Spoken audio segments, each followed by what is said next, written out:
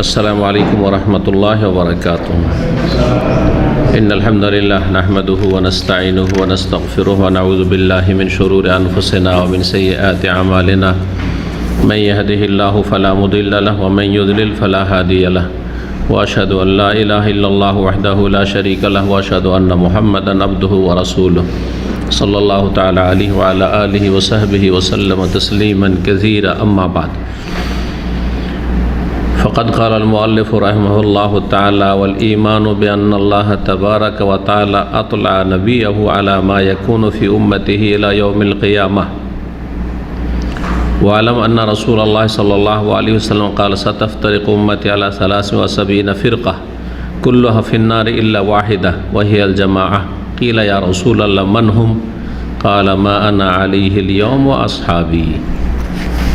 সম্মানিত দিনী ভাতৃমণ্ডলী, আল্লাহ রাব্বুল আলামিনের প্রশংসা এবং রাসূলুল্লাহ সাল্লাল্লাহু আলাইহি সাল্লামের উপর সালাতু সালামের পরে আজ 11ই সফর 1443 হিজরি মোতাবেক 18ই সেপ্টেম্বর 2021 ধারাবাহিক আলোচনা শারহুস সুন্নাহ কিতাব থেকে পর্ব নম্বর 27, ইমাম বারবাহারি রহমতুল্লাহ আলাইহির কিতাব শারহুস সুন্নাহ পর্ব নম্বর 27। এতে আজকে প্রথম যে বিষয়টি সেটি হচ্ছে নবী সাল্লাল্লাহু আলাইহি ওয়াসাল্লামকে আল্লাহ রাব্বুল আলামিন কিয়ামত পর্যন্ত যা কিছু ঘটবে উম্মতে সে সম্পর্কে জানিয়ে দিয়েছেন, এই বিষয়টি সংক্ষেপে। আর তারপরে এই মুসলিম উম্মাহ 73 ভাগে বিভক্ত হবে।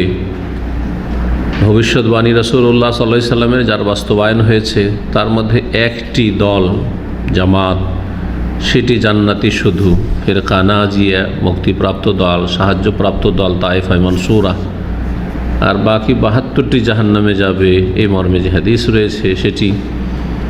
এবং এর ওপরেই ছিল দ্বীন ইসলাম এবং দ্বীন ইসলামের অনুসারীরা প্রথম যুগ থেকে দীর্ঘ সময় পর্যন্ত। তারপরে এই ফিরকাগুলি জন্ম নিয়েছে। সবাই একই দিনের ওপর তৌহিদ এবং সুন্নাহর ওপর ছিল, শিরক বিদআত মুক্ত ছিল, রাসূলুল্লাহ সাল্লাল্লাহু আলাইহি সাল্লামের ছেড়ে যাওয়া তরতাজা নির্ভেজাল স্বচ্ছ দিনের ওপর প্রতিষ্ঠিত ছিল এই উম্মত। তারপরে ধীরে ধীরে বিভিন্ন ফিরকাগুলি জন্ম নিতে থাকে। এই বিষয়টি আলোচনা করেছেন সুন্দরভাবে। বলছেন লেখক রহমতুল্লাহ আলাইহি, ওয়াল ঈমানু বিআন্নাল্লাহ তাবারাক ওয়া তাআলা আতলা নবিয়হু আলা মা ইয়াকুনু ফি উম্মতিহি ইলা ইয়াউমিল কিয়ামাহ। আর আহলে সুন্নাত ওয়াল জামাত ঈমান রাখে বা ঈমান রাখা আবশ্যক, বিশ্বাস করা ফরজ যে আল্লাহ তাবারাক ওয়া তাআলা তার নবী মুহাম্মদ সাল্লাল্লাহু আলাইহি সাল্লামকে, শেষ নবীকে জানিয়ে দিয়েছেন। আতলা ইউতলেও মানে হচ্ছে অবগত করে দাও, অবগত করে দিয়েছেন। আলা মা ইয়াকুনু ফি উম্মতিহি, যা কিছু ঘটবে তার উম্মতে, ফিতনা ফাসাদ, বিভক্তি এবং গুমরাহি আর আপোষের কলহ ইত্যাদি, জালেম শাসকদের জুলম অত্যাচার, যুগে যুগে অযোগ্যদের নেতৃত্ব, এসব বিষয়গুলি, যে বিষয়গুলির অনেক কিছুই বর্ণনা করেছেন হুযায়ফা রাদিয়াল্লাহু তাআলা আনহু। ভবিষ্যতে যা কিছু উম্মতে ঘটবে অপ্রীতিকর বিষয়, অপ্রীতিকর বিষয় যেগুলো মন্দ দিক, ফিতন সম্পর্কে আর কি নবী সাল্লাল্লাহু আলাইহি ওয়াসাল্লামকে জানিয়ে দিয়েছেন যা কিছু হবে ঘটবে। উম্মতিহি, রাসূলুল্লাহ সাল্লাল্লাহু আলাইহি সাল্লামের উম্মতে ইলা ইয়াউমিল কিয়ামাহ, কিয়ামত পর্যন্ত জানিয়ে দিয়েছেন। সব কিছু জানানো, এক একটি ক্ষুদ্র ক্ষুদ্র বিষয়, এটা উদ্দেশ্য নয় আসলে, মোটামুটি বিষয় যে উম্মত যে বর্তমান অবস্থায় আছে, সাহাবায়ে কেরামগণ, মুহাজিরিন আনসার সে অবস্থায় থাকবে না। ধীরে ধীরে বিভিন্ন রকমের বহুমুখী ফিতনা দেখা দিবে এবং সেসব ফিতনাতে লিপ্ত হবে। এই বিষয়গুলি কিয়ামত পর্যন্ত যা কিছু ঘটবে এ সম্পর্কে জানিয়ে দেওয়া হয়েছে। এই মর্মে দুটো হাদিস রয়েছে, ভাষ্যকার নিয়ে আসছেন। একটি হাদিস সহিহ বুখারীর 6604, সহিহ মুসলিমের 2891, সহিহ মুসলিমের হাদিসে রয়েছে হুযায়ফা রাদিয়াল্লাহু তাআলা আনহু থেকে, হুযায়ফা রাদিয়াল্লাহু তাআলা আনহু রাসূলুল্লাহ সাল্লাল্লাহু আলাইহি ওয়াসাল্লাম থেকে এই ফিতনা সম্পর্কে, ফিতনা ফাসাদ সম্পর্কে হাদিসগুলি বিশেষভাবে সংরক্ষণ করেছেন। এই জন্য তাকে সাহেব ও সিররে রাসূলুল্লাহ সাল্লাল্লাহু আলাইহি ওয়াসাল্লামের গোপন বিষয়গুলি, মানে যে গোপনীয় বিষয়গুলি, ভবিষ্যৎবাণীগুলি সম্পর্কে তিনি জ্ঞানী ছিলেন, তাকে বিশেষভাবে জানিয়েছে রাসূলুল্লাহ সাল্লাল্লাহু আলাইহি ওয়াসাল্লাম। হুযায়ফা রাদিয়াল্লাহু তাআলা আনহু বলেন, বর্ণনাকারী সাহাবী, কালা কামা ফিনা রাসূলুল্লাহ মাকামান, রাসূলুল্লাহ সাল্লাল্লাহু আলাইহি ওয়াসাল্লাম আমাদের মাঝে দাঁড়ালেন খুতবায়, বক্তব্যে। মা তারাকা শাইয়ান ইয়াকুনু ফি মাকামিহি যালিকা ইলা কিয়ামিস সাআত ইল্লা হাদ্দাসা বিহি, এমন কিছু ছাড়েননি যা কিছু ঘটবে তার এই স্থানে দণ্ডায়মান হয়ে এই খুতবায় বক্তব্যে দাঁড়িয়ে এলা কিয়ামিস সাআত, কিয়ামত পর্যন্ত যা কিছু কিয়ামত পর্যন্ত ঘটবে তার কোনো কিছুই ছাড়েননি এই খুতবায়, আলোচনায় দাঁড়িয়ে। ইল্লা হাদ্দাসা বিহি, সব কিছু তিনি বর্ণনা করে দিয়েছেন। হাফেজাহু মান হাফেজাহু, সেখানে যারা শ্রোতা ছিল, উপস্থিতি ছিল, তাদের যারা মুখস্থ রাখতে পেরেছে, সংরক্ষণ করে বিষয়গুলি তারা রেখেছে। সবাই তো একরকমভাবে মনে রাখে না, আপনারা তো আলোচনা শুনছেন। যদিও তখনকার স্মৃতিশক্তি এখনকার চাইতে অনেক অনেক গুণে প্রখর ছিল এবং শক্তিশালী ছিল। আর এখন দুনিয়া মগজে ঢুকে আছে, তো আর স্মৃতিশক্তি কেমন করে শক্তিশালী থাকবে? যেন স্মৃতিশক্তি ধীরে ধীরে মানুষের দুর্বল হয়ে যাচ্ছে। যত দুনিয়ার হইচই, হট্টগোল, কলহ, আর দুনিয়ার ফিতনা, দুনিয়ার ব্যস্ততা, এতে মানুষকে অনেক কিছু ভুলিয়ে দেয়। আজকাল সোশ্যাল মিডিয়ার যুগে কত ব্যস্ততা, কত ঘন্টা ধরে, দীর্ঘ সময় ধরে, আজকাল সবচেয়ে বেশি সময় দেয় মানুষ মোবাইলকে, সোশ্যাল মিডিয়াকে। এত বেশি সময় কেউ স্ত্রীকেও দেয় না, ছেলে মেয়েকেও দেয় না। বড় একটা ফিতনা, এটা একটা বড় ফিতনা। যে ফিতনা সম্পর্কেও ভবিষ্যৎবাণী করেছেন রাসূলুল্লাহ সাল্লাল্লাহু আলাইহি ওয়াসাল্লাম, যে প্রতিটি ঘরে ঘরে ঢুকে যাবে, প্রতিটি ঘরে ঘরে ফিতনা ঢুকে যাবে। সেইটি হচ্ছে ইন্টারনেটের ফিতনা। ইন্টারনেট কেড়ে নেন, অথবা ইন্টারনেটবিহীন একটা ছোটো মোবাইল দিয়ে দেন, ব্যস্ততা কমে যাবে। কিছুই নেই, কী করবে? কতক্ষণ টেলিফোন করবে? সাধারণ টেলিফোন, তাই না? জি হ্যাঁ, বড় ফিতনা এটি একটি। আল্লাহ হেফাজত করে। এই ফিতনা এলম শিক্ষা থেকে গাফেল করে দিয়েছে, ভালো ভালো দিনদারদেরকে এলম শিখে না, কোরআন তেলাওয়াত থেকে গাফেল করে দিয়েছে, জিকির আজকার থেকে গাফেল করে দিয়েছে। কোনো রকম ফরজ আদি করে সালাম ফিরে টিভাটি বিষয় দেখি কী এলো এই নামাজের মধ্যে, এই কয়েক মিনিটের মধ্যে যে কী এলো দেখা শুরু হয়ে গেল। সালাম ফেরার পরে অবাক হয়ে যাবেন আপনি, অবাক হয়ে যাবে। দিনদার লোকদের অবস্থা এরকম, তাহলে দুনিয়াদারদের অবস্থা কি? তাদের তো হৃদয় ওই ঝুলন্ত রয়েছে, সম্পৃক্ত হয়ে রয়েছে, সালাত পড়েছে, কিন্তু কোনো কিছু তারা ওই সব ওয়ালা ইয়াযকুরুনা আল্লাহ ইল্লা কালিলা, আল্লাহর জিকির আজকার খুব কমই হয়ে থাকে। ওই চিন্তা লেগে আছে, আবার কি আসছে দেখি, সালাম ফিরে আবার শুরু। আল্লাহ সব ফিতনাতে হেফাজত করে। এখন মানুষ না খেয়ে থেকে যাবে, কিন্তু ইন্টারনেট ছাড়া মনে হয় থাকতে পারবে না, এই অবস্থা হয়ে গেছে মানুষের। তো যারা মুখস্থ রেখেছে যতটা, অনাসিয়া অমান্নাসিয়া, যারা ভুলে গেছে। কেউ কম ভুলেছে, কেউ বেশি ভুলেছে। মাঝে মাঝে আপনারা জিজ্ঞাসা করি না, গত সপ্তাহে যে বিষয়টা আলোচনা করেছি, জিজ্ঞাসা করি না? এতগুলি লোকের মধ্যে জুমাবারে বুখারী দার্সে একজনও কখনো জবাব দিতে পারে না, আবার কখনো একজন দুইজন। তাহলে বোঝা গেল যে কতটা সংরক্ষণ করে মানুষ রাখে, বুঝতেই পারছেন, তাই না? জি। কাদ আল্লামাহু আসহাবি হাউলাই, আমার এই সাথী সঙ্গীদেরকে রাসূলুল্লাহ সাল্লাল্লাহু আলাইহি সম্পর্কে জানিয়ে দিয়েছেন। জি, কিন্তু কেউ মুখস্থ রেখেছে, কেউ মুখস্থ রাখেনি। উদ্দেশ্য বিশেষ করে ফিতনা ফাসাদ যা কিছু ঘটবে উম্মতে মুসলিমায়, জালেমদের জুলম, অযোগ্যদের অযোগ্যতা, আর তারপরে মানুষের মধ্যে আপনার রক্তপাত, মুসলিমদের মধ্যে রক্তপাত, বিভক্তি, আকীদার ক্ষেত্রে গুমরাহি, ইবাদত বন্দেগী থেকে দূরে সরে যাওয়া, দ্বীন ইসলামের যেসব বিষয়গুলি উঠে যাবে ধীরে ধীরে। সর্বপ্রথম যেটা উঠবে, একটি হাদিসে যেমন আছে, সর্বপ্রথম উম্মত থেকে যেটা উঠে যাবে সেটা হচ্ছে আল্লাহ রাব্বুল আলামিনের পূর্ণাঙ্গ বিধানের বাস্তবায়ন। এটাকে সীমিত করে দেওয়া হবে, আর সীমিত করে দিয়েছে। আল হুকম বিমা আনজালাল্লাহ উঠে গেছে। কোরআন সুন্নাহর বাস্তবায়ন রাষ্ট্রীয় পর্যায়ে, বিচার বিভাগে উঠে গেছে।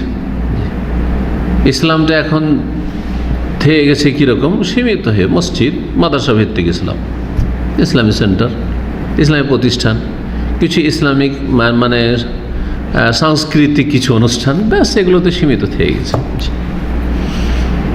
কোরআনের হাফেজ বানানো, কিন্তু কোরআনের উপরে আমল নেই। কোরআনের হাফেজ আর বেদাত করেছে, শিরক করেছে।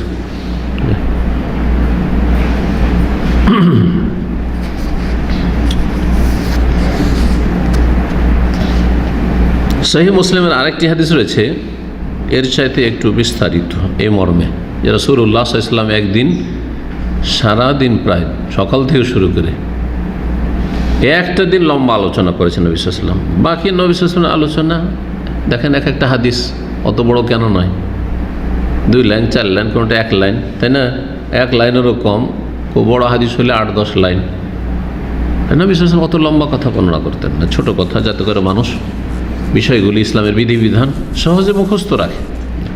কারণ অনেক লম্বা কথা হলে তালাবুল কুল ফাউতুল কুল, আরবিতে একটি প্রবাদ আছে যে সব কিছু যদি আপনি হাসিল করতে চান তো কোনোটাই হাসিল করতে পারবেন না।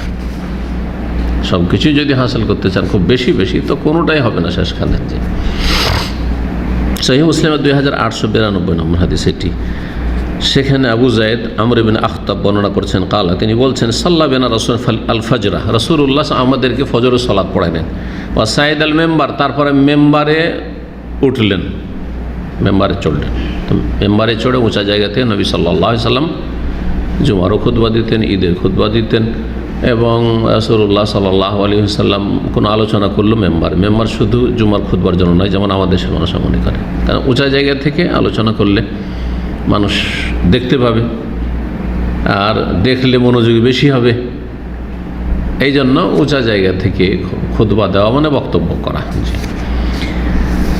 ফাখাতাবানা, এই যে খুতবা দিলেন, কোনো জুমা আর ঈদের খুতবা ছিল না। তাহলে খুতবা শব্দটি শুধু জুমা আর ঈদের সাথে সীমিত নয়। খুতবা মানে খেতাব করা, সম্বোধন করা।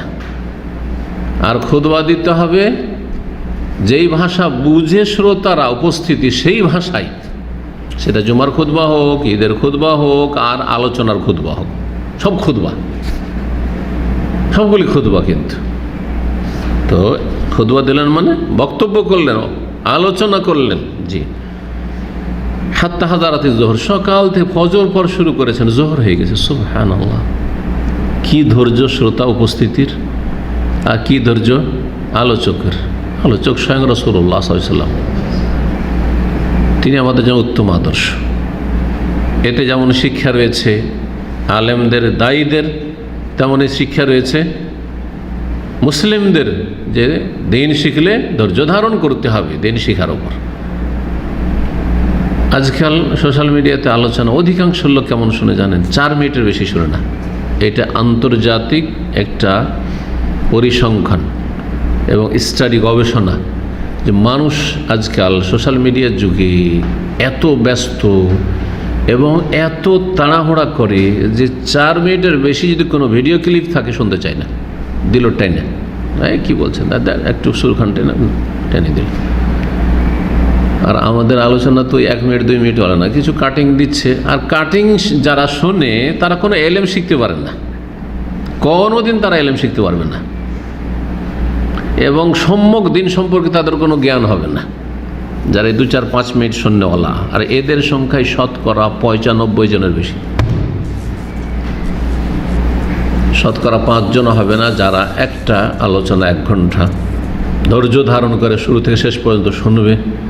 উদ্দেশ্য হচ্ছে যে বিষয়টা আমার সামনে ফুটে উঠুক, এই বিষয় সম্পর্কে আমার সম্যক একটা জ্ঞান হয়ে যায়, যে বিষয়টা নিয়ে শোনা শুরু করেছি। এটা কোনো লোক পাওয়া খুব মুশকিল, অত সহজে এলেম হয়ে যাবে। আপনি সরাসরি কোনো ওস্তাদের কাছে ধৈর্য ধারণ করে নিয়মিত ক্লাস করবেন না। আর আপনি যদি ইউটিউব থেকে, সোশ্যাল মিডিয়া থেকে শোনেন, তো সেখানে একটা লম্বা বক্তব্য শুনবেন না। ওই কাটছাঁট কথা অনেক সময় অসম্পূর্ণ, কোনো জায়গায় একটু গরম আছে, গরমটা শুনলেন, নরমটা শুনলেন না। বিভ্রান্ত হলেন আপনি। কোনো জায়গায় নরম আছে, গরমটা শুনলেন না, তাহলে আপনি শিথিলপন্থী হয়ে গেলেন। তো এইভাবে বিষয়টা ফুটে ওঠে। যেমন কোরআন এবং হাদিসে গরম কথাও আছে, তেমন নরম কথাও আছে। দুটো সমন্বয় হচ্ছে দিন ইসলাম। গরমের জায়গায় গরম আর নরমের জায়গায় নরম। মানুষের সাথে আখলাক চরিত্রের ক্ষেত্রে নরম। ভালো আলেমদের সাথে আপনি যদি খুব ঘনিষ্ঠভাবে চলাফেরা করেন, কোরআন সুন্নাহ বিশেষ করে সালাফি আলেমরা, তো দেখবেন যে তাদের সাথে ব্যক্তি জীবনে তাদের সাথে চলে ফিরে দেখেন যে কত তারা নরম এবং তাদের কত আখলাক ভালো, চরিত্র ভালো। কিন্তু হকের ক্ষেত্রে, তৌহিদের ক্ষেত্রে, সুন্নাতের ক্ষেত্রে, শিরক বিদআতের বিরুদ্ধে, ভুলের বিরুদ্ধে, গুমরাহির বিরুদ্ধে, চরমপন্থার বিরুদ্ধে না, সেই ক্ষেত্রে শক্ত। আশিদ্দাউ আলাল কুফারি রুহামাউ বাইনাহুম। আল্লাহ রাব্বুল সাহাবায়ে কেরামদের বৈশিষ্ট্য বলেছেন, কাফেরদের ক্ষেত্রে কঠোর। একই ব্যক্তি, একই সৈন্য সাহাবায়ে কেরাম, মুহাজির আনসার, এই ক্ষেত্রে কঠোর। রুহামাউ বাইনাহুম, আপোষে সাহাবায়ে কেরাম ভাই ভাই, সবাই আকীদার। এটা থেকে আবার বিদআতপন্থীর একটা অন্য অপব্যাখ্যা, ভুল ব্যাখ্যা করে যে কাফেরদের ক্ষেত্রে এরা শক্ত নয়। শক্ত, অবশ্যই শক্ত, কে বলে শক্ত নয়? কাফেরদের কোনো কথাকে আমরা স্বীকৃতি দিচ্ছি। আর মুসলিমদের আপোষের এইসব ভুল ত্রুটি নিয়ে আলোচনা করে। আর মুসলিমরা গুমরাহে যে চলে গেছে কাফেরদের রাস্তায়, তাওহীদ হচ্ছে ইসলামের রাস্তা ছেড়ে শিরকের রাস্তায় চলে গেছে, সুন্নাত হচ্ছে ইসলামের রাস্তা ছেড়ে বিদআতের রাস্তা চলে গেছে। যেমন ইহুদি নাসারা দিনকে বিকৃত করেছে, তেমন এরাও দিনকে বিকৃত করেছে। তাহলে তাদের ক্ষেত্রে অবশ্যই কঠোর হইতে হবে, না হলে মানুষ হক জানবে কি করে? মানুষ অসুস্থ হলে ওষুধ খাওয়াইতে হবে। ওষুধ খেতে তো আর কখনো মজা লাগে না, তিতা লাগে। এই জন্য তো পানি দিয়ে খেতে হয়। আপনি ট্যাবলেট চিবিয়ে খেতে পারবেন? কেন পানি দিয়ে খেতে হয়? মিষ্টি ট্যাবলেট শুধু চুষে খায়, চকলেটের মতো, তাই না? আর মিষ্টি ট্যাবলেট কোথায় কয়টা আছে দেখ না? তাহলে তিতা তো লাগবেই, কিন্তু তিতা একজন রোগী আগ্রহের সাথে খায়। আর আগ্রহের সাথে যদি না খায়, অবুঝ রোগী হয়, না বালক রোগী হয়, তো জবরদস্তি মুখ ফেড়ে তাকে খাওয়ানো হয় যাতে করে রোগটা ভালো হয়। ঠিক। তো জোহরের সময় হয়ে গেল, ফানাজালা, নামলেন মেম্বার থেকে। তাহলে একটু বিরতি হলো, কিসের জন্য? সালাতের জন্য। ফাসাল্লা, জোহরের সালাত পড়লেন। সুম্মা সাইদ আল মেম্বার, তারপর আবার মেম্বারে চড়লেন। ফাখাতাবানা, তারপর আমাদের সামনে খুতবা দিলেন, আলোচনা করে। হাত্তা হাজারাতিল আসর, আসর হয়ে গেল। সুবহানাল্লাহ, আসর পর্যন্ত পর্যন্ত। সুম্মা নাজালা, তারপরে নামলেন মেম্বার থেকে। ফাসাল্লা, সালাত আর দেখলেন। সুম্মা সাইদ আল মেম্বার, আসর পরে আবার মেম্বারে উঠলেন। ফাখাতাবানা, আমাদের খুতবা দিলেন। হাত্তা গারাবাতি শামস, এমনকি সূর্য ডুবেই গেল। দিনের অধিকাংশ না, পুরা দিন, সারা দিন। সুবহানাল্লাহ। আমি সবচেয়ে বেশি লম্বা আলোচনা করেছি, সবচেয়ে বেশি লম্বা আলোচনা করেছি দুবাই। কয়েকবার এরকম হয়েছে। আসর পর শুরু করেছি 4টার সময়, মাগরিব পর্যন্ত। মাগরিব পরে আবার শুরু করেছি এশা সালাত পড়ে আবার শুরু করেছি রাত 10টা পর্যন্ত। 4টা থেকে 10টা। আমার মনে হচ্ছে যে ক্লান্তির শেষ নেই। তারপরে যে ঘুম আসে, তো কখন ঘুম আসে বোঝা যাবে না, এরকম ক্লান্তি। কিন্তু করেছি আলহামদুলিল্লাহ। এটি একদিন না কয়েকদিন করেছি। একবার গিয়ে করেছি, একটা কোর্স ছিল আল আরবাউন নওয়িয়া, 40 হাদিসের, এমন নওয়ি রহমতুল্লাহ আলাইহি। 3 দিনে শেষ করেছি। 3 দিনে তাতে যে 43টি হাদিস আছে, 40-এর ওপরে কিন্তু হাদিস আছে একটা আরও। 3 দিনে শেষ করেছি, আসর থেকে রাত 10টা পর্যন্ত।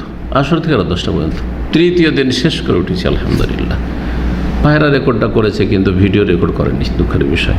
অন্য একটা রেকর্ড মনে হয় করেছিল, যেটা এখন পর্যন্ত তারা প্রচার করতে পারে না। হলে ওটা একটা সুন্দর একটা খেদমত হতো। এবং বিস্তারিত আলোচনা করেছি, এমন নয় যে সংক্ষেপে আলোচনা, বিস্তারিত আলোচনা। পুরো শাইখ ইবনে ওসাইম রহমতুল্লাহর যে 40 হাদিসের ব্যাখ্যা, সেটা পুরোটা করেছি। এবং অল্প স্বল্প লোক না, কারণ দুবাইয়ের প্রোগ্রামগুলোতে অনেক লোক হয়, এবং বাসের ব্যবস্থা থাকে, খাওয়া দাওয়ার ব্যবস্থা থাকে, চা পানির ব্যবস্থা থাকে, যে লং টাইম ধরে আছে। তো সুবহানাল্লাহ, এতে মসজিদ ভিতর তো ভর্তি থাকতো, আর মাগরিব পর থেকে বাইরের যে মসজিদের যেটা যে অংশ রয়েছে সেগুলি ভর্তি থাকতো। মসজিদের চত্বরগুলো ভর্তি থাকতো, প্রায় 500-600 লোক থাকতো। এরকম দুবাই জামিয়াতুল বীরে এহসানের উপরে এহসান এবং তার স্তরগুলি, এহসান আল্লাহর সাথে থেকে শুরু করে পশু পাখির সাথে এতদূর পর্যন্ত। এহসানের উপরে যে আলোচনাটা করেছিলাম বিকাল 4টা থেকে রাত 10টা পর্যন্ত। তো আল্লাহ যেন কবুল করেন। তো রাসূলুল্লাহ সাল্লাল্লাহু আলাইহি ওয়াসাল্লাম আমরা এখনও পারিনি সারা দিনের আলোচনা, একদিনের মাগরিব পর্যন্ত, ফজর থেকে। ফাআখবারানা বিমা কান, আমাদেরকে জানিয়ে দিলেন রাসূলুল্লাহ এই সারা দিনের আলোচনায়, খুতবায় যা কিছু ঘটেছে হ্যাঁ মানব জাতির ইতিহাসে, ওয়াবেমা হুয়া কায়েন, আর যা কিছু ঘটবে হবে, আলামোনা আহফাজোনা, আমাদের বেশি জ্ঞানী কারা, যারা বেশি সংরক্ষণ করেছে, বেশি মুখস্থ রাখতে পেরেছে, এই সারাদিনের কথাগুলি যারা বেশি মুখস্থ রাখতে পেরেছে তারাই হচ্ছে আমাদের মধ্যে বেশি জ্ঞানী এই বিষয়গুলিতে, যে এই উম্মতে যা কিছু ঘটবে এ সম্পর্কে। হাদিস সহিহ মুসলিমে যেমনটা বললাম। চলেন তারপরে হচ্ছে এই উম্মত যে 73 ভাগে বিভক্ত হবে এই বিষয় সম্পর্কে বলছেন লেখক, ওয়ালাম, আর জেনে রেখো, আন্না রাসূলুল্লাহ সাল্লাল্লাহু আলাইহি ওয়াসাল্লাম, রাসূলুল্লাহ সাল্লাল্লাহু আলাইহি ওয়াসাল্লাম বলেছেন, সাতাফতারিক উম্মতি আলা 73 ফিরকা, শীঘ্রই আমার উম্মত 73 দলে বিভক্ত হবে। সিন মানে শীঘ্রই, অচিরেই, অচিরেই আমার উম্মত 73 ভাগে বিভক্ত হবে। কুল্লুহা ফিন্নার, আর এ 73 দলের সবগুলি জাহান্নামে যাবে, ইল্লা ওয়াহেদা, একটি দল ছাড়া। কিন্তু 73 দল যে 73 দল 72 দল জাহান্নামে যাবে, এর মানে কিন্তু এইটা নয়, কখনো বুঝবেন না। আমাদের দেশের বক্তারা কিন্তু এটাকে খুলে বয়ান করে না, যাতে মানুষের যেন অস্পষ্ট থেকে যায়, মূর্খতায় থেকে যায়, কখনো বাড়াবাড়ি হয়ে যায়, বাড়াবাড়ি হয়ে যায়। কারণ আপনি যদি সংক্ষেপে বলে দেন তো কি বুঝবে? সবগুলি জাহান্নামে যাওয়া মানে চিরকালে জাহান্নামী মনে করে।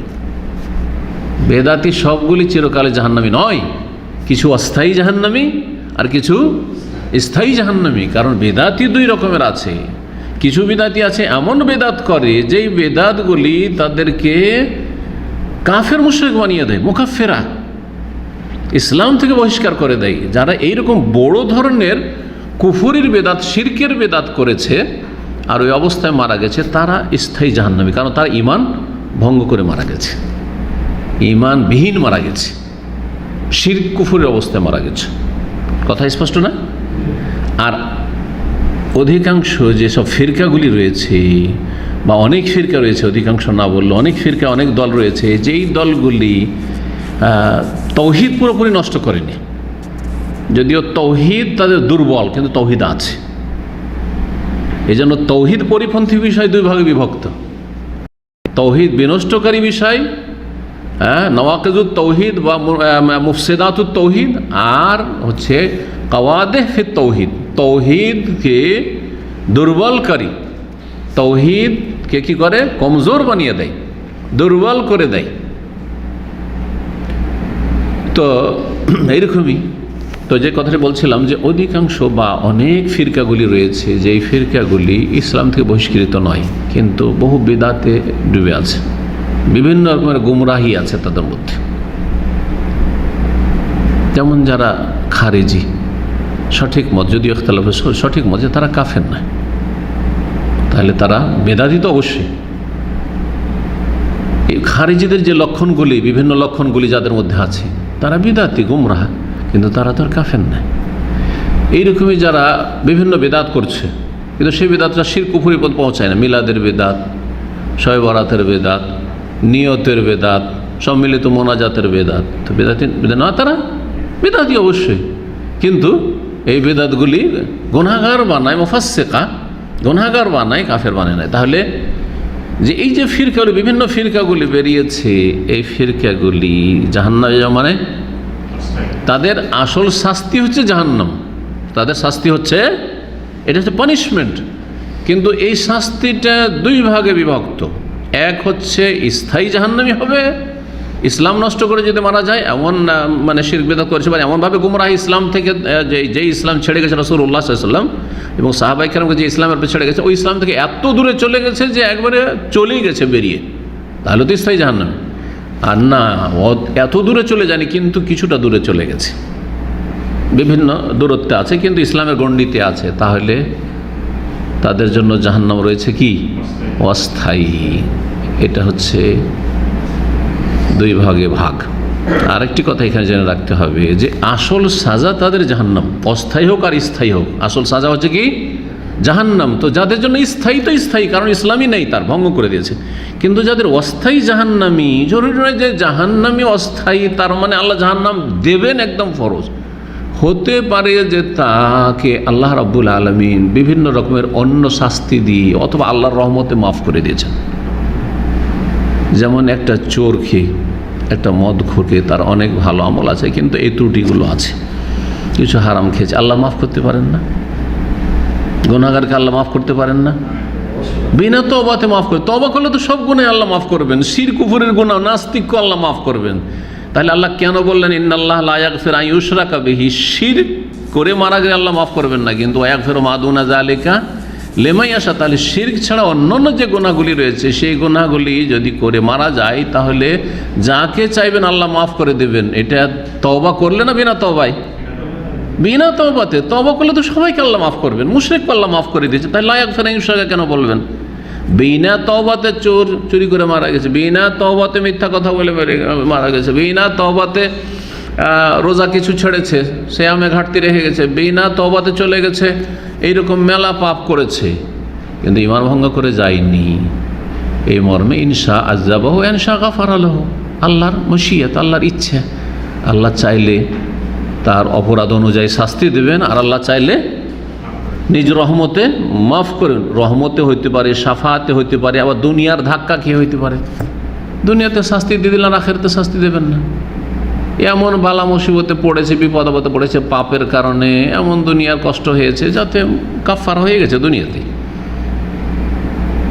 রোগ, মানসিক অশান্তি, পারিবারিক অশান্তি, জালেমের জুলমের শিকার। এই যে দুনিয়াতে যে জালেমদের জুলমের যারা শিকার হচ্ছে, তাদের পাপের কারণে, তাদের বেদাতি হওয়ার কারণে, তাদের চরমপন্থী হওয়ার কারণে দুনিয়াতে এগুলো অনেকটা মাফ হয়ে যাচ্ছে। হয় পুরোটাই মাফ হয়ে যাচ্ছে, না অনেকটাই মাফ হয়ে যাচ্ছে, অবশ্যই মাফ হচ্ছে। জি, মনে রাখবেন। জি, আপনি একটা ভুল করলেন, আর তারপরে একটা দুর্ঘটনা ঘটে গেল, সেটা টাকা পয়সা হারিয়ে যাওয়ার হোক, অথবা গাড়ি অ্যাক্সিডেন্ট হয়ে যাওয়া হোক, জানতে হবে যে বিভিন্ন বিষয় হইতে পারে। গুনাহ থাকলে গুনার কাফারা, গুনাহ না থাকে, যদি গুনাহ অন্য অন্য আরও নেক আমল দিয়ে কিছু গুনাহ থাকলে মাফ হয়ে যাচ্ছে, অথবা সাগিরা গুনাহ আছে, ডেইলি আপনি নেক আমল করছেন তো মাফ হয়ে যাচ্ছে। তারপরে যদি অ্যাক্সিডেন্ট হয়ে গেল, তারপরে টাকা পয়সা হারিয়ে গেল, তাহলে রফুদ্দারাজাত, মর্যাদা উঁচা হচ্ছে, নেকি বাড়ছে, আল্লাহ আরও ওপরে আপনাকে পৌঁছাতে চান এই বালা মুসিবত দিয়ে। এইরকম। তো এই 72 ফিরকা যে জাহান্নামে যাবে, এটা হচ্ছে তার বিস্তারিত আলোচনা। স্থায়ী জাহান্নামীও অথবা অস্থায়ী জাহান্নামী। যারা অস্থায়ী জাহান্নামী, যারা বেদাতি কিন্তু মুসলিম ফিরকা, ইসলামের গণ্ডিতে আছে, আল্লাহ তার রহমতে মাফ করে দিতে পারেন। তাদের অনেক নেক আমল, বিভিন্ন দিক আছে, অন্তরে সততা ছিল, আমানত ভালো ছিল, কিন্তু বিষয়টা স্পষ্ট হয়নি, যেটা বেদাত, এগুলো ভুল স্পষ্ট হয়নি, আল্লাহ মাফ করে দিয়েছেন। অথবা নবী সাল্লাল্লাহু আলাইহি ওয়াসাল্লাম শাফাআতে মাফ করতে পারেন, যদিও বেদাতি শাফাআত পাবে না, এই বিষয়টি রয়েছে। কিন্তু আল্লাহর রহমত, আল্লাহ চাইলে, আল্লাহ যদি অনুমতি দেন, তো কারো এতরাজ করার কিছু আছে? জি হ্যাঁ, জি। ইল্লা ওয়াহেদা, একটি দল জান্নাতে যাবে শুধু, ওয়াহিয়াল জামা, সেটি হচ্ছে জামাত। আর জামাত মানে এই নয় যে বড় দল। বিদআতপন্থীদের লক্ষণ হচ্ছে তারা বলে জামাত মানে যেটা বড় দল সেটাই জামাত। সুতরাং বাংলাদেশে আমরা হচ্ছি মেজরিটি, সংখ্যাগরিষ্ঠ, সুতরাং আমরা হচ্ছে হক, আলে হক। ভারতে আমরা মেজরিটি মুসলিম, সুতরাং আমরা হচ্ছে হকপন্থী। এটা ভুল কথা।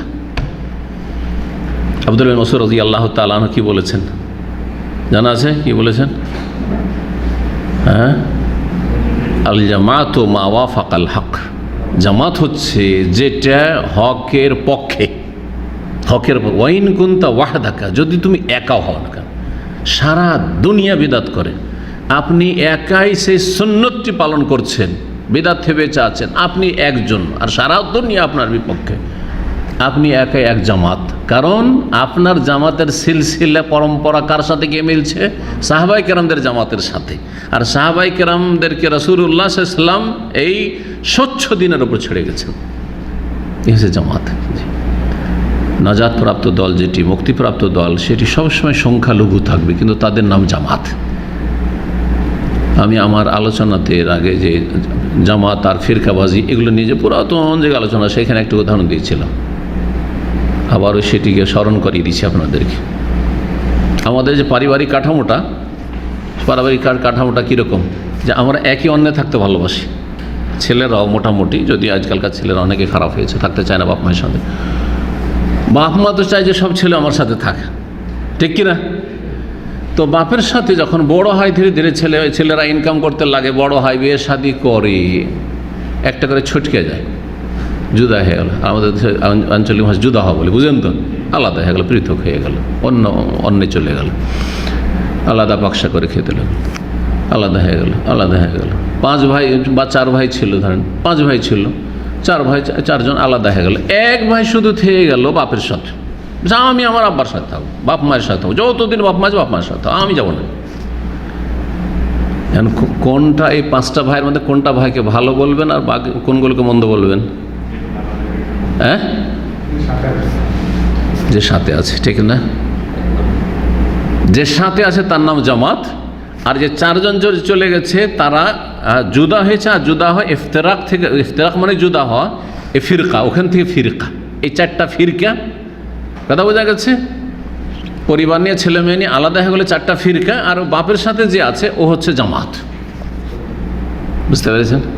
তো রাসূলুল্লাহ সাল্লাল্লাহু আলাইহি ওয়াসাল্লামের ছেড়ে যাওয়া দ্বীনের সাথে যারা আছে তারা হচ্ছে সালাফি, তারা হচ্ছে আহলুল হাদিস, তারা হচ্ছে কোরআন সুন্নাহর অনুসারী, তারাই নির্ভেজাল সহি আকীদার অনুসারী, এরা হচ্ছে জামাতের লোক। আর বাকি যতগুলি বেরিয়েছে এদিক সেদিক বিভিন্ন নাম নিয়ে, হ্যাঁ, সেগুলি হচ্ছে ফিরকা, সেগুলো হচ্ছে ফিরকা। আর ফিরকা কোনোটা অনেক দূরে চলে গেছে, আর কোনোটা কিছু দূরে গেছে, কোনোটা বেশি দূরে গেছে, কোনোটা কাছে আছে কিন্তু দূরে আছে, কাছে আছে কিন্তু চলে গেছে রাসূলুল্লাহ সাল্লাল্লাহু আলাইহি ওয়াসাল্লাম সাহাবায়ে কেরামদের আদর্শ থেকে বেরিয়ে। তাই বলছেন যে ওইটি হচ্ছে জামাত। কিলা, তখন জিজ্ঞাসা করা হলো, ইয়া রাসূলুল্লাহ, আল্লাহ রাসূল, মান হুম, তারা কারা? নাম কিন্তু বলে দেননি যে ওদের নাম হানাফি হবে, ওদের নাম শাফি হবে, ওদের নাম মালিকি হবে, হাম্বলি হবে, বা ওদের নাম আহলুল হাদিস হবে, ওদের নাম সালাফি হবে, এভাবে বলে দেননি। কারণ নাম বলে দিলে ওই নামটা সবাই নিয়ে নিত। যেমন বেরলভী মাজারপন্থীরা ইন্ডিয়া, পাকিস্তান, বাংলাদেশে, ওদের নাম হচ্ছে আহলুস সুন্নাত ওয়াল জামাত। যদি আহলুস সুন্নাত ওয়াল জামাত বলতেন তাহলে তো ওরাই মারা যে জান্নাতি শুধু আমরা, আর বলে ও এখনও বলে যে জান্নাতি শুধু কারা? এই মাজারপন্থীরা, বেরলভীরা।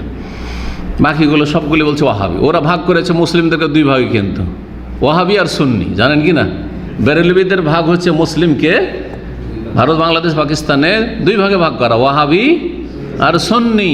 বেরলভীরা শুধু সুন্নি, আর এমনকি তাদেরই জাত ভাই দেওবন্দি সুফিয়াতও তাদের সাথে আছে, মজহাবের অন্ধ তকলিদও তাদের সাথে আছে, মাতুরিদি আশারি মতবাদও তাদের সাথে আছে। তারপরে বলে যে এরা ওয়াহাবি, দেওবন্দিরা ওয়াহাবি, কওমিরা ওয়াহাবি। বোঝা গেছে? জামাতিরা ওয়াহাবি, জামাতিরা তাদের মতো হানাফি, মাউদুদি হানাফি, তাদের অনুসারীরা হানাফি। তারপরে তাদেরকে কি বলে? ওয়াহাবি লেবেল্লা। শুধু ওয়াহাবি আহলে হাদিসকে বলে না ওরা, ওয়াহাবি শুধু সৌদি আরবের লোকদেরকে বলে না। তা বোঝা গেছে? নাম বলেন, কি বলেছেন? গুণ বলেছেন, বৈশিষ্ট্য, লক্ষণ বলেছেন, আলামত। সেটা হচ্ছে মা আনা আলাইহিল ইয়াউমা ওয়া আসহাবি। আজকে, এই 1400 বছর আগে যে রাসূলুল্লাহ তার জীবদ্দশা বলছেন, আজকে আমি যেই আদর্শের ওপর আছি, ও আসহাবি, এবং আমার সাহাবাই কেরামগণ, সাথী সঙ্গীগণ যেই আদর্শের ওপর থাকবে, যেই দিনের ওপর, এই দিনের ওপর যদি কেউ থাকে, এই দিনের পরম্পরা যদি ঠিক বহাল রাখে, হুবহু আজকের জামানাতেও আপনি আপনার দিনকে, আপনার ইবাদত বন্দেগীকে, আপনার আকিদাকে মিলিয়ে দেখেন রাসূলুল্লাহ সাল্লাল্লাহু আলাইহি ওয়াসাল্লাম সাহাবায়ে কেরামদের আকিদার সাথে, তাদের ইবাদতের সাথে এক একটা করে মিলাইলে সবই স্পষ্ট হয়ে যাবে। সহজ, চেক করা খুব সহজ। কষ্টি পাথর আমাদের কাছে আছে। নবী সাল্লাল্লাহু আলাইহি ওয়াসাল্লাম কি নিয়ত পড়েছেন, নবী সাল্লাল্লাহু আলাইহি ওয়াসাল্লাম জায়নামাজে দোয়া পড়েছেন, নবী সাল্লাল্লাহু আলাইহি ওয়াসাল্লাম কি ইক্তাদাইতু বিহাযাল ইমাম পড়েছেন, নবী সাল্লাল্লাহু আলাইহি ওয়াসাল্লাম ইমামতি করেছেন, আনা ইমামুল লিমান হাযার আমাল্লাহ হাজর পড়েছেন, নবী সাল্লাল্লাহু আলাইহি ওয়াসাল্লাম সম্মিলিত মোনাজাত করেছেন, সাহাবীরা আমিন আমিন বলেছেন, নবী সাল্লাল্লাহু আলাইহি ওয়াসাল্লাম বিলাদ করেছেন, নবী সাল্লাল্লাহু আলাইহি ওয়াসাল্লাম শবে বরাত করেছেন, এক এক করে সব স্পষ্ট হয়ে যাবে। নবী সাল্লাল্লাহু আলাইহি ওয়াসাল্লাম সাহাবীরা কবর পাকা করেছেন, কবরে ফুল চড়িয়েছেন, কবরে চাদর চড়িয়েছেন, কবরে ওরস লাগিয়েছেন, এক এক করে প্রত্যেকটার উত্তর চান আপনি। এবং আসল জায়গায় তদন্ত করেন যে নবী সাল্লাল্লাহু আলাইহি ওয়াসাল্লামের জামানার ইসলামটা কেমন ছিল, সাহাবায়ে কেরামদের জামানায় 110 হিজরি পর্যন্ত কেমন ইসলাম ছিল। ব্যাস, পরে না ফিতনার যুগের ইসলামের সাথে মিলালে হবে না যে 1000 বছর ধরে আমাদের ইতিহাস চলে আসছে, 1000 বছরের ইসলামের বিরুদ্ধে বলছো। তোমার এই 1000 বছর ইসলাম কি কাজে আসবে যে ভেজালযুক্ত ইসলাম, যেটা ইরান থেকে গেছে, যেটা ইরাক থেকে গেছে, শিরক বিদআত মিশানো ইসলাম। জি,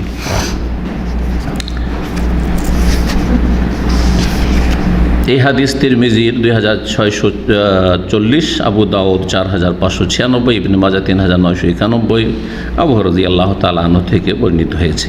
হাদিসটিকে আল্লামা আলবানী রাহিমাহুল্লাহ সিলসিলা সহিহার 203 নম্বর, 204 নম্বর এবং 1492 তিন জায়গায় সহি বলেছেন। সহিউল জামের 5343 আল্লামা আলবানীর কয়েকটি কিতাবে তাহলে হাদিসটি রয়েছে, হাদিসটিকে সহি বলেছেন। ওয়াহাকাদা কানা দিন ইলা খেলাফাতে উমার, আর এইরকমই দিন ইসলাম ছিল উমর রাদিয়াল্লাহু তাআলা আনহুর খেলাফত আমল পর্যন্ত। উমর রাদিয়াল্লাহু তাআলা আনহুর শাহাদাতের সাথে ফিতনার দরজা খুলে গেছে। যে দরজাটি ছিল সুরক্ষিত দরজা, সেই দরজাটিকে ভেঙে দেওয়া হয়েছে। সহিহ বুখারী হাদিসে রয়েছে যে বাবটি রয়েছে দরজা, সেটা ভেঙে দেওয়া হবে না খোলা হবে, জিজ্ঞাসা করেছিলেন হুযায়ফা রাদিয়াল্লাহু আনহু। সেটা ভেঙে দেওয়া হবে। তখন ভেঙে দেওয়া দরজা কিন্তু ঠিকভাবে লাগানো যায় না। তার বলছে যদি ভেঙে দেওয়া হয় তাহলে আর কিয়ামত পর্যন্ত সেটা আর লাগানো সম্ভব হবে না, ফিতনা চলতেই থাকবে। কিন্তু দরজা ধরেন খুললেন আর তারপর লাগিয়ে দিলেন তো স্বাভাবিক হয়ে লেগে যাবে, কিন্তু আর তালা যদি একবার ভেঙে দেন তো আসল অবস্থায় পৌঁছাতে পারবেন না। সে ভেঙে দেওয়াটা কি, এই দরজাটি ভেঙে দেওয়া যে সুরক্ষিত দরজা ছিল, ফিতনা আসতে দিচ্ছিল না, সেই দরজাটি ছিল কি ওমর রাদিয়াল্লাহু তাআলা আনহু, তার শাহাদাত। তাকে যে শহীদ করলো মজুসি অগ্নিপূজক ফেরোজ, এর মাধ্যমে ফিতনার দরজা খুলে গেল। তারপর ওসমান রাদিয়াল্লাহু তাআলা জামানা আসলো, কিছুদিন চললো। তারপরে সাহাবাই চক্রান্ত, আব্দুল্লাহ বিন সাবাজি ইহুদি মুনাফিক ইসলাম গ্রহণ করেছিল বাহ্যিক, কিন্তু সে মুসলিম হয়নি। ইসলামের ভিতরে ঢুকে ইসলামকে ধ্বংস করার জন্য সে এই খলিফার বিরুদ্ধে বিভিন্ন গুজব রটাতে শুরু করলো, প্ররোচিত করতে শুরু করলো, বদনাম করা শুরু করলো বিভিন্ন রকমভাবে, যে তিনি ঠিকভাবে করছেন না, তিনি স্বজনপ্রীতি করছেন, নিজের আত্মীয় স্বজনকে বেশি দিচ্ছেন, তাদেরকে বড় বড় পদ দিচ্ছেন। এই করে তখন মিশরি বেকুবদেরকে সামদেশে পারল না, কারণ সেখানে মুআবিয়া রাদিয়াল্লাহু আনহু ছিলেন আর বড়ই চালাক চতুর মানুষ আর বড় প্রভাবশালী মানুষ, সেখানে কোনো ক্ষমতা চলল না, বিভ্রান্ত করলো মিশরীদেরকে আর তাদেরকে নিয়ে আসলো। আর বেশ কিছু আরবের বিভিন্ন অশিক্ষিত কিছু মূর্খ লোকেরা ছিল, কিছু আবেগীরা তো বুঝেন, একটুতে লাফায়, জি কিছু শুনলেই লাফাতে শুরু করে, আসল খবর যে কি তা তো জানেই না, কিন্তু শুনে শুনে লাফায়। তো এদেরকে নিয়ে এসে শেষ পর্যন্ত উসমান রাদিয়াল্লাহু তাআলা আনহুকে তার বাড়িতে কোরআন তেলাওয়াতের অবস্থায় শহীদ করে দিল। জি, মুসলিমদের হাতে, বাগীদের হাতে, বিদ্রোহীদের হাতে, খারেজির হাতে প্রথম শহীদ হয়েছেন উসমান রাদিয়াল্লাহু তাআলা আনহু। জি, তারপর অশান্তি শুরু হয়ে গেল তো হলো।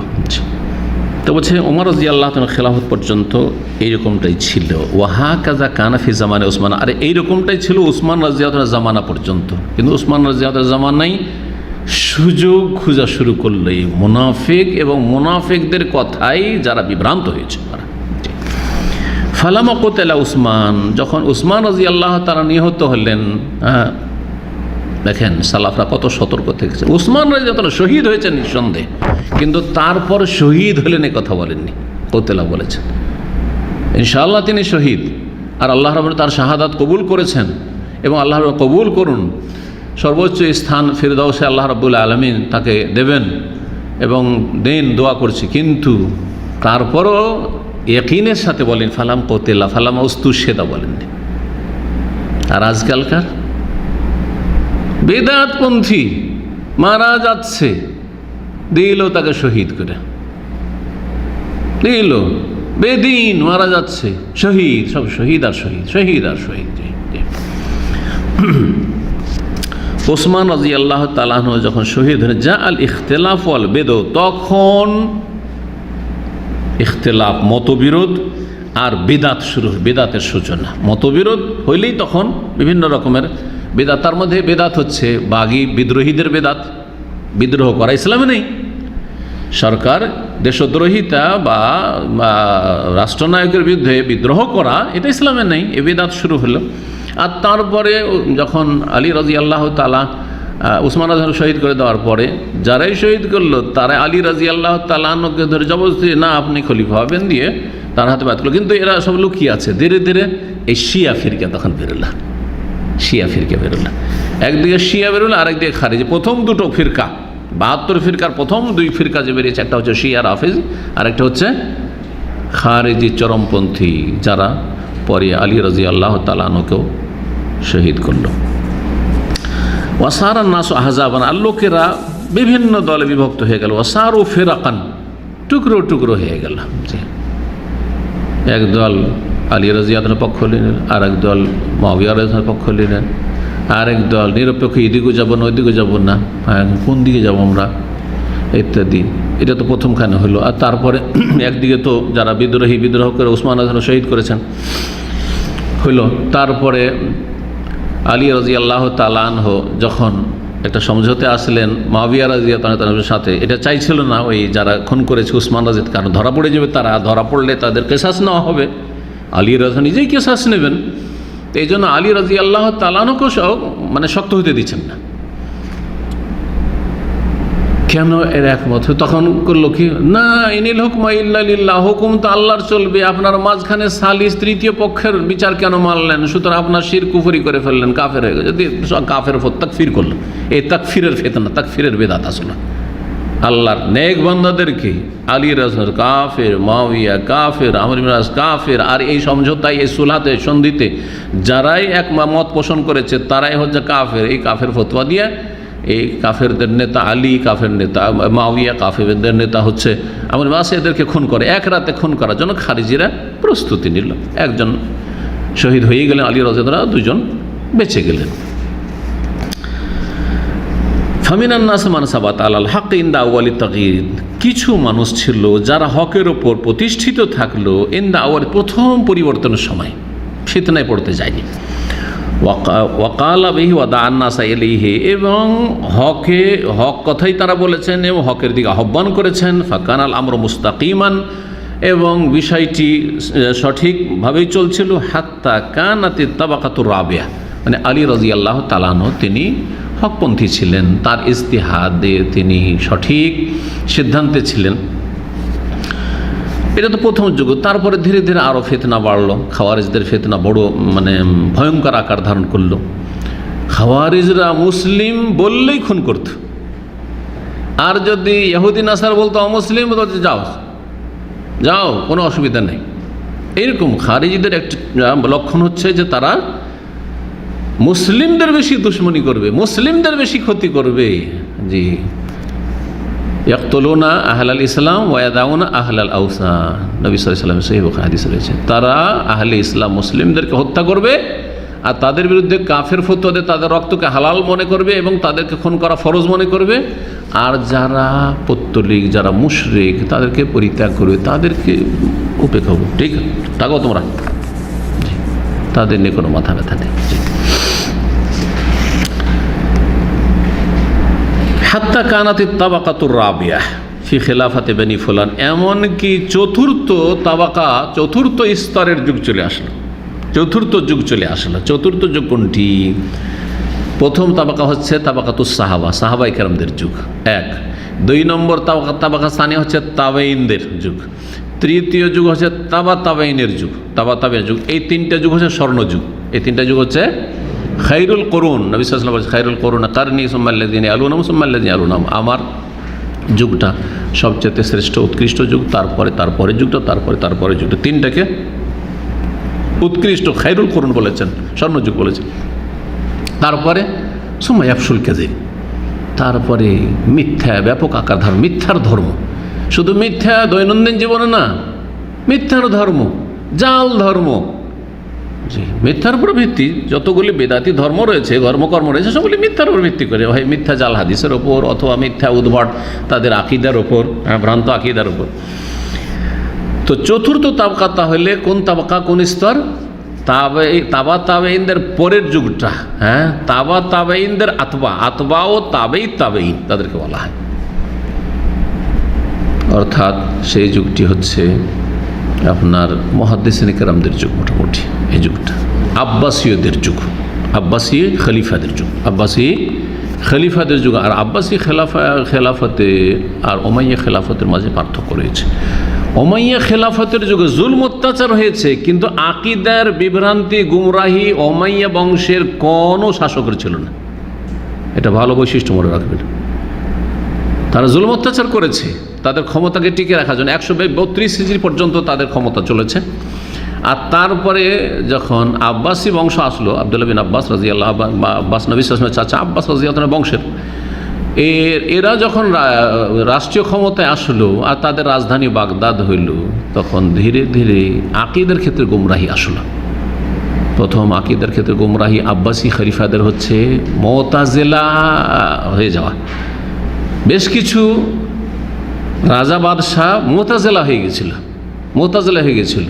জি, হারুন রশিদের ছেলেরা, হারুন রশিদ পর্যন্ত ঠিক ছিল, জি, তারপরেই তারা মুতাজিলা হয়ে গেছে। ইমাম আহমদ রাহিমাহুল্লাহর জামানায় ইমাম আহমদ রাহিমাহুল্লাহ কত জুলম অত্যাচার করলো, জি হ্যাঁ, কত জুলম অত্যাচার করলো। কিসের জন্য? খালকুল কোরআন নিয়ে, যে কোরআন মখলুক বলতে হবে। আর তিনি বলছেন কোরআন মখলুক একটা আয়াতের দলিল নিয়ে আসো, আর না হলে একটা হাদিস নিয়ে এসো। আমার কাছে তো কোনো দলিল না, আমি তো কোরআনকে মখলুক কেন? কোরআন আল্লাহর গুণ, আল্লাহর সিফাত। বড় একটি ফিতনাত খালকুল কোরআন ছিল। ইমাম আহমদ রাহিমাহুল্লাহ সেই যুগে যদি এত মার খেয়ে এত জুলম বরদাস্ত করে যদি অটল না থাকতেন, তাহলে এই মুসলিম জাতি কিয়ামত পর্যন্ত গুমরাহ হয়ে যেত। কিন্তু আল্লাহ রক্ষা করবেন মুসলিম জাতিকে, একটা হকপন্থী দলকে বাকি রাখবেন। সমস্ত আলেম সব ভয়ে উল্টে গেছিল, যে রাজা বাদশাহ যেটা বলছে সেটাই, কারণ যান বাঁচাইতে হবে, আর বাঁচবো না, বরদাস্ত করতে পারবে এত জুলম অত্যাচার। তো বেদাতি শাসক প্রথম কিন্তু আব্বাসী খলিফাদের মধ্যে হয়েছে। ওমাইয়া খলিফার মধ্যে কেউ বেদাতি শাসক ছিল না, জালেম শাসক ছিল। জালেম শাসক বেদাতি চাইতে ভালো। জালেম শাসক, একজন জালেম আর একজন হচ্ছে বেদাতি। জি, বেদাতি আপনার ধর্মের 12টা বাজিয়ে দিয়েছে, কিন্তু জালেম ধর্মের 12টা বাজাবে না। এই জন্য ওমাইয়া যুগে জালেম শাসকরাও জিহাদ করেছে। হাজ্জাজ বিন ইউসুফ তার জামাই মুহাম্মদ বিন কাসেমকে সিন্ধু প্রদেশে পাঠিয়েছে। কে পাঠিয়েছে? হাজ্জাজ বিন ইউসুফের মতো জালেম খুনি নিজের জামাইকে পাঠিয়েছে।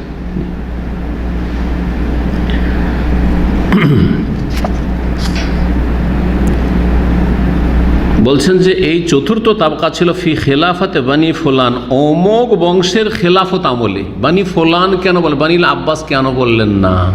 কারণ আব্বাসীয় খলিফার যুগের মানুষ হচ্ছেন ইমাম বারবার রহমতুল্লাহ আলাইহ। সেই যুগে ওই বংশ খেলাফতে আছে, তাদের নাম নিয়ে যদি বলে তাহলে তো আরও মহা মুশকিল। কারণ এমনিতেই যত বিদাতি সুফি মোল্লারা ছিল সব ইমাম হাসান বারবাহারির বিরুদ্ধে রাজার কাছে অভিযোগ করে রেখেছিল, তার জীবনীতে আলোচনা করেছে ওগুলি। আর যার ফলে কয়েকবার তাকে ডাকা হয়েছে, বারো বন্দি করা হয়েছে। তারপরে তিনি শেষ জীবনে আত্মগোপন করে লুকিয়ে থেকেছেন, সে অবস্থায় তার ইন্তেকাল হয়েছে। জি, সুতরাং এই পরিস্থিতি যদি নাম নিয়ে বলে দিতেন তাহলে তো আরও মহা মুশকিল ছিল। তাহলে দুশ্মনদের কথাই তাহলে তো আরও কত কি করতো যে শাসক। একদিকে জালেম শাসকও ছিল, একদিকে বেদাতি শাসক ছিল, আর ভোগবিলাসী শাসক ছিল। আব্বাসী খলিফাদের মধ্যে অধিকাংশ কি ছিল? এই বদগুণগুলি তাদের মধ্যে ছিল। বিলাসিতা ছিল, আর জালেমও ছিল, আর তার সাথে অনেকে বেদাতি, সবাই বেদাতি ছিল না কিন্তু অনেকে বেদাতিও ছিল। এবং শিয়া রাফেজদের প্রভাব ছিল, বড় বড় পদে তাদেরকে অধিষ্ঠিত করেছিল।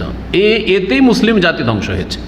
যখনই কোনো দেশে শিয়াদেরকে বড় বড় পদ দিয়েছে, তখনই এরা হচ্ছে মুনাফিক, ইসলাম এবং মুসলিমদেরকে ধ্বংস করেছে, মুসলিমদের ক্ষমতা ধ্বংস করেছে, মুসলিমদের দেশকে ধ্বংস করেছে। কাফেরদেরকে ডেকে নিয়ে এসছে, হালাকু খাঁকে তাতারিদেরকে ডেকে নিয়ে এসেছিল এই এরাই শিয়ারা। জি, ইবনে আলকামি মন্ত্রী আব্বাসীদের, আর নাসিরউদ্দিন তুসি সেই যুগের বাগদাদের বড়, তাদের শিয়াদের আলেমদের ডেকে নিয়ে আসছে যে আসো আমরা ভিতর থেকে সাহায্য করব। এটা হচ্ছে শিয়া রাফেজদের ইতিহাস। ইসলাম, মুসলিম এবং মুসলিম দেশকে এরা যুগে যুগে ধ্বংস করেছে। সুতরাং তাদের থেকে সাবধান, এবং তাদের পৃষ্ঠপোষক, তাদের যারা ভক্ত, তাদের থেকেও সাবধান, তাদের অনিষ্ট থেকে সাবধান। ইনকালাবা জামানো, এই যুগে এসে তাবাইনদের পরে ইমাম হাসান বারবাহারির ইন্তেকাল কত সালে জানেন? 329। তো এই যুগটা ছিল আব্বাসীদের খেলাফতের যুগ। ইনকালাবাজ জামানু, যুগের একটা পরিবর্তন আসলো। তাগাইরা নাসু জিদ্দান, অনেকটা মানুষ পরিবর্তন হয়ে গেল, বদ আকিদার শিকার অনেকে হয়ে গেল। ওয়াফাসাতিল বিদা, বহুমুখী বিদাত তের সম্প্রসারণ ঘটল। ওয়াকাসুরাতি দুআতু ইলা গায়রি সাবিলিল হাক্কি ওয়াল জামা, হক এবং জামাত ছাড়া অন্য পথের দিকে আহ্বানকারীদের সংখ্যা বৃদ্ধি পেল। বিদাতি আলেম ওলামা, বিদাতি বক্তাদের সংখ্যা বাড়ল। যেমন আজকাল বেদাতিদের 100টি আওয়াজ, আর কোরআন ও হাদিসের কথা বলনেওয়ালার একটি আওয়াজ। জি, গুমরাহ হয়ে যাচ্ছে মানুষ। ওয়াকাতিল মেহান্ন ফি শাইইন, এমন বিষয়ে বিপদ আপদ বালা মুসিবত এসে আপতিত হইল। লাম ইয়াতাকাল্লাম বিহি রাসূলুল্লাহ সাল্লাল্লাহু আলাইহি আসহাবু, যে বিষয়ে রাসূলুল্লাহ সাল্লাল্লাহু আলাইহি সাল্লাম কিছু বলেননি এবং সাহাবায়ে কেরামরা বলেননি এমন কথা, অর্থাৎ কোরআন মখলুক, কোরআন মখলুক এ কথা রাসূলুল্লাহ বলেননি এবং সাহাবীরা বলেননি, এমন কথা বলার জন্য বাধ্য করলো আইম্মায়ে কেরামদেরকে। ও দাও ইলাল ফুরকাত, এবং বিচ্ছিন্নতার দিকে তার আহ্বান করলো। ও নাহা রাসূলুল্লাহ আনিল ফুরকাত, অথচ রাসূলুল্লাহ সাল্লাল্লাহু আলাইহি ওয়াসাল্লাম বিচ্ছিন্নতা থেকে সতর্ক সাবধান করেছেন, বারণ করেছেন। ওয়াকাফারা বাযুহুম বাযান, এক ফিরকা আর এক ফিরকাকে কাফের বলতে শুরু করলো, কাফের বলে আখ্যায়িত করলো। ওয়া কুল্লু দাইন ইলা রাইহি ওয়া ইলা তাকফির মান খালাফাহু, এবং প্রত্যেকে আহ্বান করতে লাগলো নিজের মতের দিকে, নিজের মতটা বলিষ্ঠ রাখবে। আশারি মতবাদ, মাতুরিদি মতবাদ, মুতাজিলা, বিভিন্ন যে ফিরকাগুলি, জাহমিয়া, কাদরিয়া, জাবরিয়া, বহু ফিরকা ধীরে ধীরে বেরোলো। এবং কাফের বলতে লাগলো মান খালাফাহু, বিরোধীদেরকে কাফের বলতে লাগলো। দেখেন আহলে হাদিস সালাফিরা এমন একটা জামাত, এবং এটি জামাতে হকের জামাত, যে কাউকে সরাসরি কাফের বলে না। আল্লাহ এবং রসুল যাকে সরাসরি কাফের না বলেছে, কাফের বলে না। কাফের বলার জন্য বেশ কিছু শর্ত রয়েছে, কিছু বাধা রয়েছে। যখন বাধাগুলি উঠে যাবে, শর্তগুলি পূরণ হবে, তারপরে তখন তাকফির করতে পারে, না হলে কাজটা কুফরি। কিন্তু এই লোক কাফের হয়েছে কি না, তখন একটু চিন্তা করে বলতে হবে। তার অজ্ঞতা দূর করেছেন কি না, সে সঠিক জিনিসটা বুঝতে পেরেছে কি না, তাকে বোঝাবার চেষ্টা করেছেন কি না, সে তাবিল তো করে না, জি, ইত্যাদি ইত্যাদি। ফাদাল্লাল জোহাল ওয়া রাআ ওয়া মান লা ইলমা লাহু, সুতরাং মূর্খরা এবং সাধারণ জনগণ বিভ্রান্তির শিকার হয়ে গেল, এবং যাদের কোনো জ্ঞান নাই, নির্বোধ, তারা বিভ্রান্তির শিকার হয়ে গেল। ওয়া আতমাউন নাস ফি শাইইন মিন আমরিদ দুনিয়া, এবং সাধারণ জনগণকে পার্থিব স্বার্থের লোভ লালসা দিল বাতিলপন্থীরা। কারণ ওরা হচ্ছে রাষ্ট্রীয় ক্ষমতায়, রাজা হচ্ছে মুতাজিলি, তো মুতাজিলা হইলেই দুনিয়ার বেনিফিট, ফায়দা আছে, বড় বড় পদ পাবে। এতে লোভ লালসা দিল। খাওয়াফহুম ইকাবাদ, দুনিয়ার শাস্তির ভয় ভীতি দেখালো। কোরআনকে মাখলুক না বললে সারা জীবন জেলে থাকবে, না হলে ফাঁসিতে চড়বে, জবাই করা হবে। জি হ্যাঁ, ফাত্তাবাহুমুল খালকু আলা খাউফিন ফি দুনিয়াহুম ওয়া রাগবাতান ফি দুনিয়াহুম। সুতরাং সমস্ত মুসলিম জাতি সেই যুগের, বা অধিকাংশ মুসলিম জাতি, তাদের দুনিয়া নষ্ট হয়ে যাবে এই ভয়ে এবং দুনিয়া হাসিলের, দুনিয়ার লোভে কি করলো, তাদের অনুসারী হয়ে গেল, মুতাজিলা হয়ে গেল। ঠিক আছে, কোরআন মখলুক, কোরআন মখলুক। সাধারণ লোকেরা সুবিধাবাদী, যেটা বললে ফায়দা আছে। এখন যদি বলা হয় যে কোরআনকে মখলুক বলো, সবকে চাকরি দেবো, ঠিক আছে, চাকরি চাই, ও মখলুক হোক আর যাই হোক তাই, বুঝা গেছে না? ফাসারাতে সুন্নাত আহলু মখতুমিন, সুতরাং তখন সুন্নাত এবং আহলে সুন্নাত, আহলু মানে আহলুস সুন্নাহ, সুন্নাত এবং সুন্নাতের অনুসারীরা আহলুস সুন্নাহ মখতুমিন, লুকিয়ে গেল, গোপন হয়ে গেল। সুন্নাত বোঝা যায় না, বিদাত আর বিদাত, গুমরাহি আর গুমরাহি। আহলে সুন্নাতকে দেখা যায় না, গোপন হয়ে গেছে, মুখ খুলতে পারছে না, কথা বলা নিষেধ, তাদের বক্তব্য করা নিষেধ। ওয়াজাহারাতিল বেদউ, বিদাত, বহুমুখী বিদাত প্রকাশ পেল। অফাসাত, এবং সেগুলি সম্প্রসারিত হইল, ব্যাপক আকার ধারণ।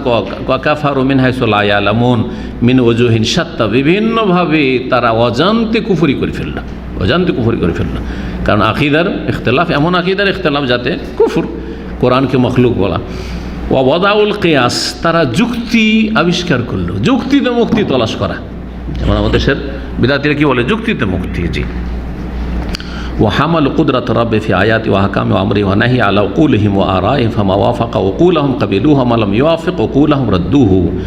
এবং আল্লাহ রাব্বুল আলামিনের ক্ষমতাকে, তার নিদর্শনাবলী সম্পর্কে, তার বিধানাবলী সম্পর্কে, তার আদেশ নিষেধ সম্পর্কে তারা নিজের বিবেকে নিয়ে নিল এবং তাদের মতের ওপর নির্ভরশীল করে নিল যে বিবেকে ধরলে নিব, না তো এটা আমাদের বিবেকে ধরে না, এটা যুক্তির খেলাফ, এটা আকলের খেলাফ। ফামা ওয়াফাকা উকুলহুম, সুতরাং তাদের যদি সেটা বিবেক সম্পন্ন হয়, বিবেকের অনুকূলে হয়, তাহলে কাবিলু সেটাকে গ্রহণ করলো। অমাল্লাম ইয়াফিক উকুলহুম, যেটা তাদের বিবেকের পরিপন্থী উল্টো, রাদ্দু সেটাকে তারা রদ করে দিল যে না, এটা নেওয়া যাবে না, কারণ এটা যুক্তিতে টেকে না। ফাসার আল ইসলাম গরিবান, তখন ইসলাম কি হয়ে গেল? আগন্তুক হয়ে গেল। ইসলাম শুরু হয়েছে আগন্তুক, অজানা হয়ে, অচেনা হয়ে। নবী সাল্লাল্লাহু আলাইহি ওয়াসাল্লামের হাদিসের দিকে ইঙ্গিত করা আছে, বাদা আল ইসলাম গরিবান, ইসলামের সূচনা হয়েছে প্রথম কি হয়ে? অজানা, অচেনা। যখন ইসলামের কথা মক্কায় বলেন রাসূলুল্লাহ সাল্লাল্লাহু আলাইহি ওয়াসাল্লাম, কি বলছে রে, পাগল রে। হ্যাঁ, কোনো সাহাবী যদি বলে কি রে তুই বিধর্মী হয়ে গেলি, বাপদাদার ধর্ম ছেড়ে দিলি, যেন আমাদের বেদাতি এলাকাতে যারা বাস করেন তাদের তিক্ত অভিজ্ঞতা। অনেক ভাইরা এসে বলে কি রে তুই নিজের বাপকে ছেড়ে তুই জারু সন্তান হয়ে গেলি, মানে বাপদাদার যে ওই শিরক বেদাতের ধর্ম সেটা ছেড়ে দিয়েছে, সেই জন্য বলছে যে তুই নিজের বাপকে ছেড়ে দিলি, যে নিজের বাপকে বাপ বলে না সে তো জারু সন্তান। আউযুবিল্লাহি মিনাশ শাইতান, এইরকম কথা বলে বেদাতিরা। আপনি হেদায়েত হয়ে গেলে। তো মক্কার লোকেরা এরকম করতো, মুসলিম হয়ে গেলে বিভিন্ন যে স্তর ছিল, এক সময় ছিল হেয় প্রতিপন্ন করা, হ্যাঁ, অপমান করা, লাঞ্ছিত করা, তাহলে ফিরে চলে আসবে। আবার এক সময় প্রলোভন দেওয়া, আর এক সময় ধমক দেওয়া, মারধর করা, বিভিন্ন স্তর, যেমন সিরাতুন নবীতে আলোচনাগুলি আমি করেছি। কিন্তু ইসলাম আবার কি হয়ে গেল? প্রথম মক্কায় ছিল আগন্তুক, অপরিচিত, ইসলামকে কেউ চিনতে চায় না। ইসলাম শক্তিশালী হলো সাহাবায়ে কেরামদের যুগে, তাবেঈনদের যুগে, তাবা তাবেঈনের যুগে, তারপর আবার দুর্বল হয়ে গেল। এখন ইসলামের কথা বললে, সহিহ সুন্নাহর কথা বললে বলে যে কি রে, কি বলছে রে, কিন্তু জীবনে এইসব কথা শুনিনি। বলবে না বাংলাদেশে বলছে না এরকম? জি হ্যাঁ, ইসলাম গরিব হয়ে গেছে। বাদা আল ইসলাম গরিব, আর ইসলাম শুরু হয়েছে গরিব হয়ে, আগন্তুক হয়ে। ওয়াসায়াউদু কামা বাদা, যেমন সূচনা হয়েছিল আগন্তুক, অপরিচিত হয়ে, আবার ওই দিকে ফিরে আসবে। ইসলামের কথা বললে আরে এখনও তুই, যারা নাস্তিক তারা কি বলে, এখনও তুই ধর্মকর্ম করিস স্কুল কলেজে হোস্টেলে। আমার হোস্টেলে বেশ কিছু ছেলেরা বলেছে, আমি একটু নামাজ পড়ি, সেটা বলছি এখনও তুই মৌলবাদী হয়ে আছিস এই যুগে, সায়েন্স টেকনোলজির যুগে। ইসলাম আগন্তুক হয়ে গেছে নাস্তিকদের কাছেও, হ্যাঁ, সেকুলারদের কাছেও। আর এদিকে বিদআতপন্থীদের কাছে তৌহিদ সুন্নাত আগন্তুক হয়ে গেছে। আরে কি তৌহিদ, তৌহিদ তৌহিদ করে, তৌহিদ কি জিনিস, কোরআন তৌহিদ কোথায় আছে, এইরকম কথা বলে। মানহাজ কোথায় আছে? ও সুন্নাত গরিবা, সুন্নত তাদের কাছে আগন্তুক হয়ে গেল। ও আহলুস সুন্নাত গোরাবা, আর আহলুস সুন্নাত ওয়াল জামাত তাদের কাছে অপরিচিত। আরে এইসব কে রে, এর আবার মুসলিম নাকি, কোত্থেকে আসছে? আহলুস সুন্নাতে গোরাবা ফি জৌফে দিয়ারিহিম, আর আহলুস সুন্নাত ওয়াল জামাত তার আগন্তুক, অপরিচিত হয়ে পড়লো ফি জৌফে দিয়ারিহিম, নিজ ঘরে, নিজ ঘরে। হিন্দুদের কাছে অপরিচিত না, হিন্দুরা জানে যারা মুসলিম, ইহুদি নাসারা জানে যারা মুসলিম, কিন্তু নিজের মুসলিম ভাইরা বলছে রে রে ওয়াহাবি রে, এরা কোত্থেকে আসছে রে, এটা কাদিয়ানি হয়ে এসছে।